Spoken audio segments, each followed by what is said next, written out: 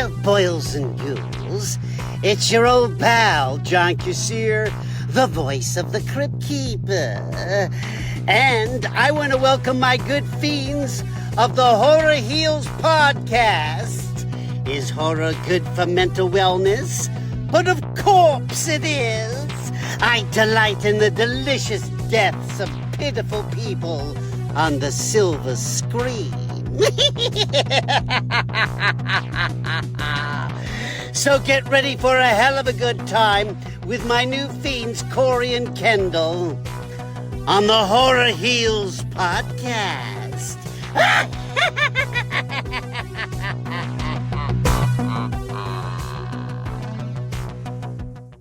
Welcome back, Horror Heliacs. It's Corey, and today we've got someone truly iconic in the horror world joining us, Debbie Rochon.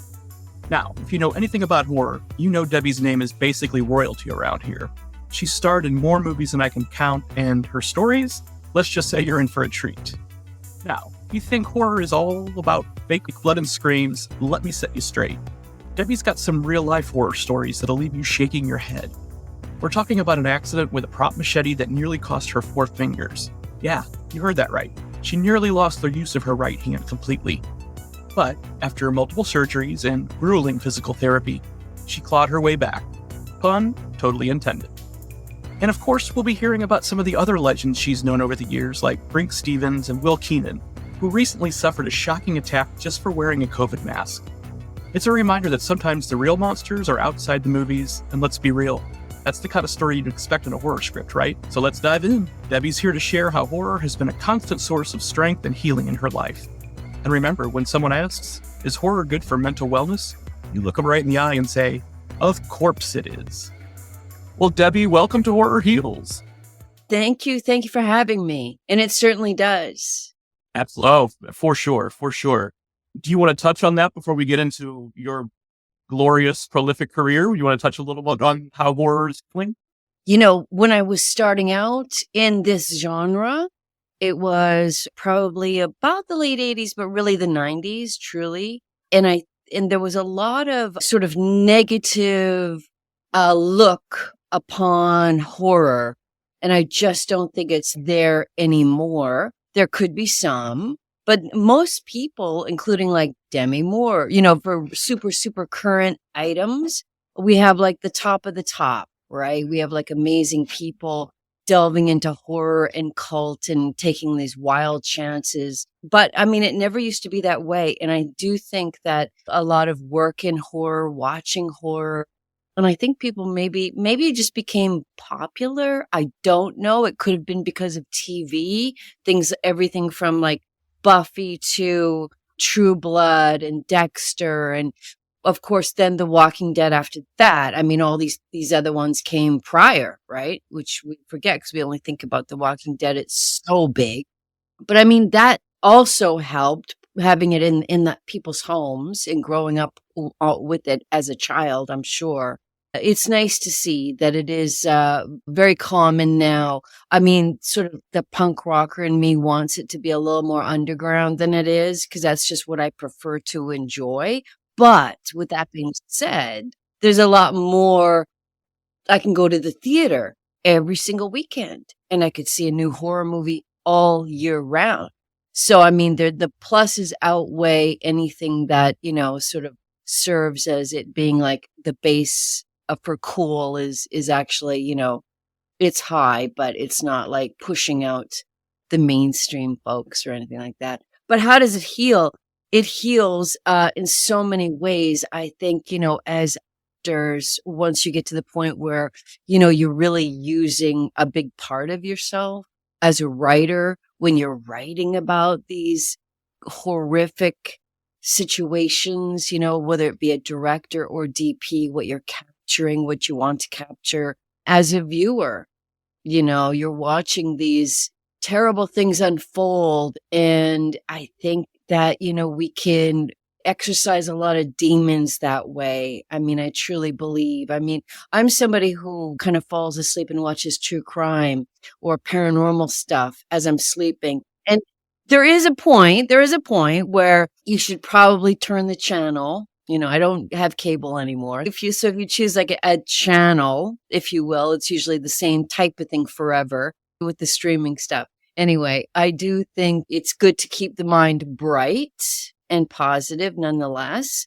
But I think that there are just so many different ways that horror really, really, really does heal. And the artists too, not just talking about the viewers. I think it's obvious what the viewers would get out of it, but I definitely think for the creators as well, like both sides of the camera are getting an awful lot out of it. And then it's that sort of segues into all of the communities. There's a lot of communities. And as with any communities, there might be some infighting here and there. However, the most part, everybody has each other's back and supports one another. And if somebody is finding themselves lost, be it emotional or literally needing a place to stay, I've seen that too. Hey, come on over. You can crash, on our couch or whatever, if need be. And so you see a lot of support in the community of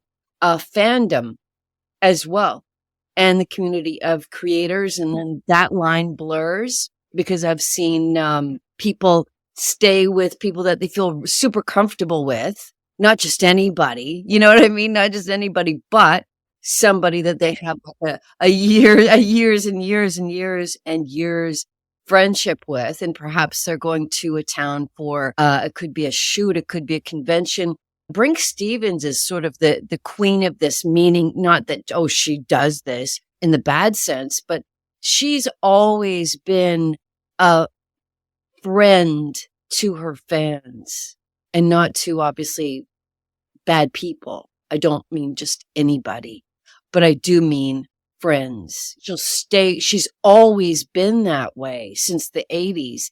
And it's not as though people aren't offering her hotels, but she's finding that, well, you get to travel. I'm going on so many tangents. I'm sorry, guys, but you get to travel and hey, very same time. Now we're talking about Brinke Stevens. We're going all the way around. You could travel and actually get to spend time with X, Y, or Z person as you're doing this event or whatever it is that you're doing. You sort of double time it because chances are you're probably either not going to be able to afford it or have the time for it, or both, or one or the other. Don't pretend to know people's financial situations, but right. Works in that way too. Anyway, that was a big tangent. Did I touch upon anything that you asked me is the real question. You did, yeah. No, you touched on some really important stuff, so we'll circle back to each of them. But just talking about the fandom, I think that's you touched on something really important because everybody we've talked to, all the creators we've talked to so far, including Adrienne King, who we didn't know had a stalker situation, which kind of took her out of the horror limelight for a long time. And it was actually going to the horror conventions and meeting the fans and stuff that's kind of like helped her heal through that and feel safe again. Super, super important. So yeah, as you mentioned, it goes both ways. I mean, I think the creators are really getting something from the fans. We had Dee Wallace on and she said, it must be, somebody told her it must be exhausting to sit there, all day long at a convention and meet people. And she said, are you kidding me? Like, I'm receiving love all day long. Like, who wouldn't do that? No, that's like, talk about healing. I mean, it's super, super important. So, and you've got some amazing fans too. Can you talk about a couple of experiences you've had with your fans? Yes. Wow, boy. I mean, there really is so many over the years, and just to like sort of pick one out is a little bit hard, but I mean, just so many things. Like I say, it's really hard to pinpoint one or the other, but everything from things just go kind of crazy when you're on the road sometimes. And so whether it's something seemingly small, but it's actually huge, and you've got to leave at like 3:00 in the morning to get your flight, and somebody has messed something up. It could be either a film went over or a convention possibly dropped the ball or something, and having like somebody like get up at 2:00 in the morning to drive you to the airport, like those types of things. And it sounds like just a service thing. I don't mean it that way. I just mean like to take the time out and to be kind about it, not be put off in any way, shape, or form. I mean, you'd be really hard pressed to find people that are just in your regular life that don't either behave or feel put off, right? When you need a favor, a last minute favor, and a very inconvenient favor. But, such is the nature of it. Some of the most really cool stuff is when they're either there. I did a fundraiser for Will Keenan when he was having multiple operations on his eye. It was not to get political, but it was. He was wearing a mask because he's very concerned about his daughter who has like immune stuff, and he just wants to keep her protected because she's super, super young. She was about a year old at that time. And somebody had like come up and strangled him from the back because they were so anti-mask. And it literally dislocated the retina or dislodged something. Anyway, it was super bad. I mean, he was constantly on the verge of losing his eyesight, off and on, multiple operations. And I can't even imagine in my wildest dreams, because I can imagine after what happened to me with my hand. Luckily, we raised a lot of money. It doesn't come close to what it actually cost to get these things done, mind you, but still was a lot of money. And so those types of things. Then I'm bringing in the fans now to the story is like, you could be trying to help, be it animals. Animals are like, really, that is like, talk about the true innocence of our world, or people in need. And you could, try to get something like that going, and they will step up, even if and including myself, even if it's just $5, if I could lend money just to show that's another person who lent money, another person who believes in the situation and their name, my name, whoever is doing it.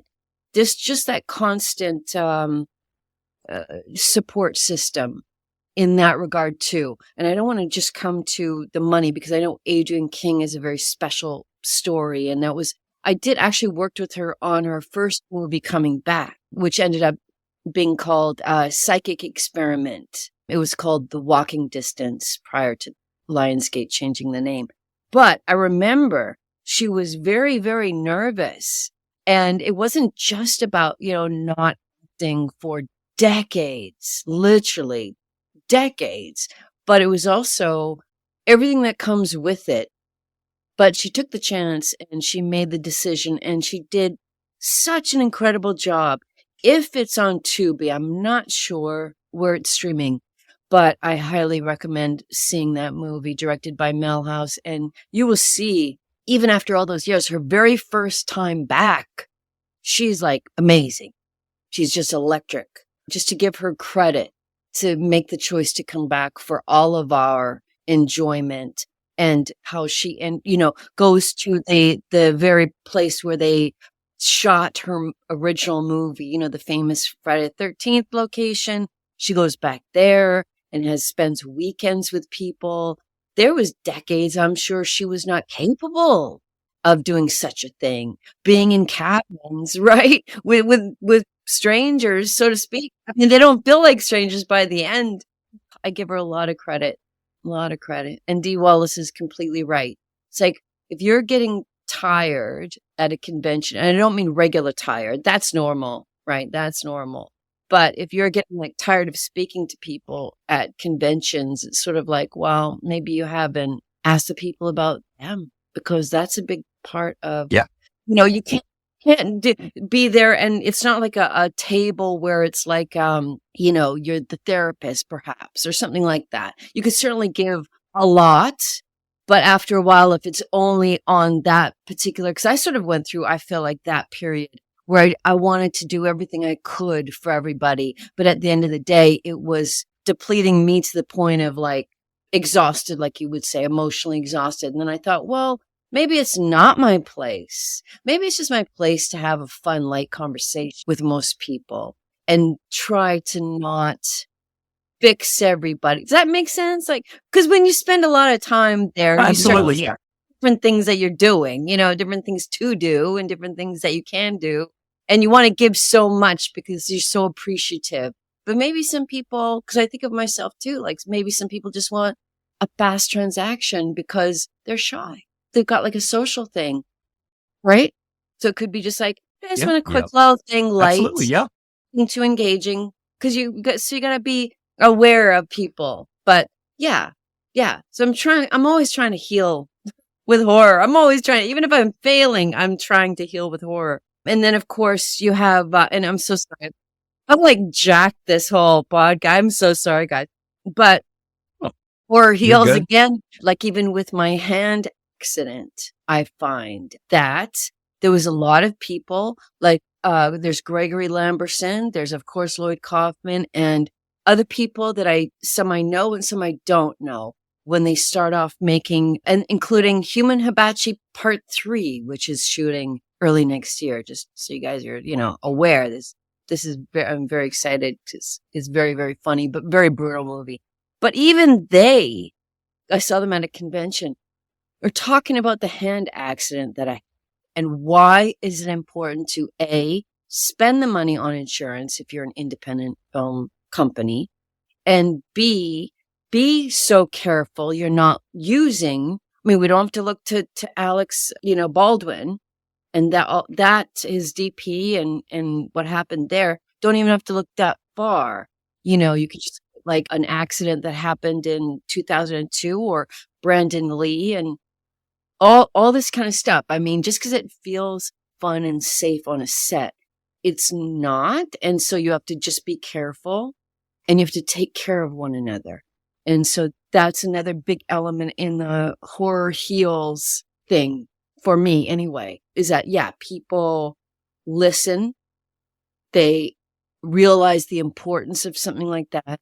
And God forbid, like, I don't know about anybody else, but I took somebody's, be it hand or eyesight or whatever, God forbid, life.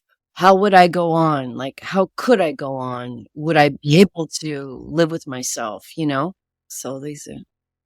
Absolutely. Thank you for bringing up the situation with your hand, because I didn't know if you'd be comfortable talking about it or not. But how did you go about the emotional healing when something like that happens? Ooh, well, the reason why I love you guys' podcast so much is because it just speaks to so many elements in my experiences, and certainly in the emotional healing of that. Because when it happened, I had to have 2 operations. The first one, the second one was about 6 months later, because while he saved as much as he could of the hand, there was a lot of scar tissue that was not allowing the hand to move. That had built up. So I had to have a second one where basically it's just cleaning out the scar tissue. And then of course the exercises and stuff afterward really had to be jacked up a lot so they wouldn't build. Cause I sort of overbuild. Like if you look at any scars on my body, I keloid scar anyway. So I make up too much of the scar tissue. I think one of those kind of people, like for some reason I'm doing that, maybe to protect myself. That's a very old thing, I guess, if I've decided to do that. Yeah. So that's kind of the way I am. But emotionally, it took what you have to understand is after that, okay, first of all, that takes away your comfort and ability to feel safe on a set, in that sort of, I call it, like in my mind, I call it the golden circle. Like whatever happens in here, we've all taken all of the precautions that we can so that when action is said, you can really go crazy because you're in a safe zone. Everything's been thought about, be it stunts or props or people, like other people, not doing stupid things, being, controlled craziness, the DP, everything, every department. So that gets shattered after so many years and years and years and years of getting to the space where you felt comfortable in that space and you were able to really go for it 110%, not even thinking about it, just, do your shit, so to speak, and just no holds barred, like Nick Cage it, Joe Spinell it. These are like, I use their names as verbs because, if you think of them, they just like go for it. And that's kind of like what I love. So that was destroyed for a while, it took a long time to come back from that, like think that, figure that out, start feeling safe again. Which, does it ever come back? No, it's kind of like when your heart's broken. First break, you can certainly get over it and you could find good love, true love, better love. But it's not as though that first pet is lost. It's not like, oh, everything is like it was, that innocent love or safety or whatever word you want to put on it, because that can never be brought back perfectly. But you can work to a space that is very close and that you could still get good work done.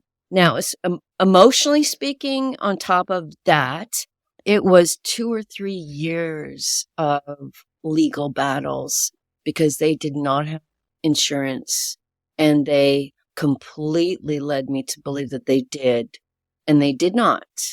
And so it was a nightmare in a legal sense. That was just, I mean, it really just got to the point where you go as far as you can. And it's just like the things that you hear. If you've never been through this, and I hope no one listening ever has to go through it ever, but it's basically you go as long as you can until the day comes where you say, can't really do this anymore, don't feel like doing this anymore, want to spend my energy somewhere else. This overwhelming anger and rage is worse at this point, 3 years on, than the accident, than I was feeling after the accident about having to deal with it.